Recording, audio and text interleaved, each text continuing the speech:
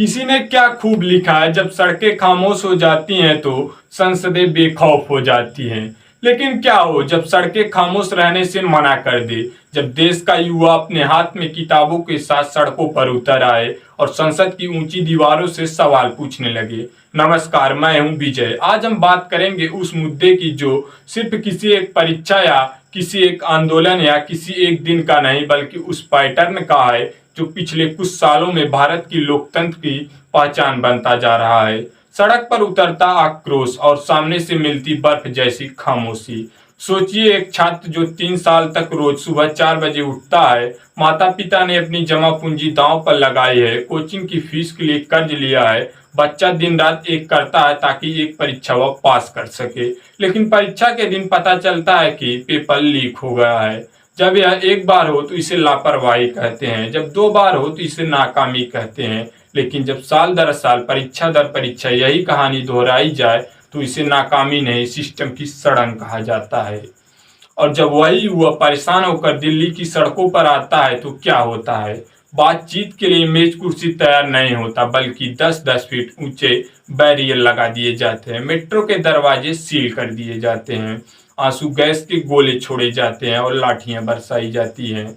यहाँ सबसे बड़ा सवाल यह नहीं है कि पुलिस ने लाठी क्यों चलाई, सवाल यह है कि लोकतंत्र में संवाद की जगह टकराव ने क्यों जगह ले लिया। अगर सड़कों पर उमड़ी भीड़ राजनीतिक भी थी, जैसा कि अक्सर सरकार के समर्थक दावा करते हैं, तो भी क्या नीचे खड़े लाखों बच्चे फर्जी थे? क्या किराए की भीड़ हफ्तों तक धूप और बारिश में लाठियां खाने खड़ी रहती थी? जी नहीं, दर्द किराए पर नहीं मिलता। एक पारदर्शी लोकतंत्र की पहली शर्त होती है जवाबदेही। जब चुनाव आते हैं तो आप हर गली हर नुक्कड़ पर आकर जनता से संवाद करते हैं, लेकिन जब वही जनता वही युवा आपसे अपने भविष्य का हिसाब मांगने आते हैं तो अचानक मौन छा जाता है। अंग्रेजों के जमाने में वायसराय भी गांधी जी से टेबल पर बैठकर बात किया करते थे, फिर आज अपनी ही चुनी हुई सरकार अपने ही देश के नौजवानों से 10 मिनट बात करने के लिए प्रतिनिधिमंडल क्यों नहीं बुला सकती?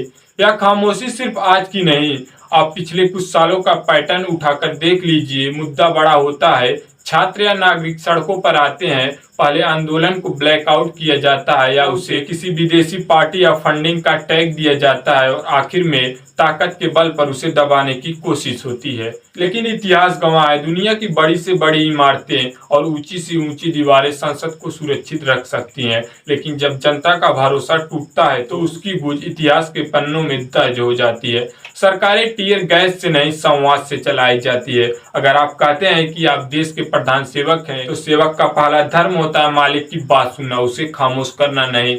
समाधान आज भी बहुत सीधा है, युवाओं के प्रतिनिधियों से सीधे बात की जाए, सिस्टम में मौजूद भ्रष्ट अधिकारियों पर सख्त कार्रवाई हो, केवल छोटी मछलियों की बलि न दी जाए, और सबसे जरूरी, सवाल पूछने वाले को दुश्मन न समझा जाए, क्योंकि जब तक इस देश में सवाल पूछे जाते हैं तब तक लोकतंत्र जिंदा रहेगा। जिस दिन सवाल पूछना बंद हो गया, समझ लीजिए जवाब मिलने की उम्मीद भी खत्म हो जाएगी। आप इस पूरे मुद्दे पर क्या सोचते हैं? क्या सरकार को छात्रों से सीधे बात करनी चाहिए? अपनी राय नीचे दिए गए कमेंट में जरूर बताएं। अगर आपको लगता है कि यह आवाज और यह विश्लेषण सही है तो इस वीडियो को शेयर कीजिए, चैनल को सब्सक्राइब कीजिए और हमारे साथ जुड़िए। तो जय हिंद, जय भारत।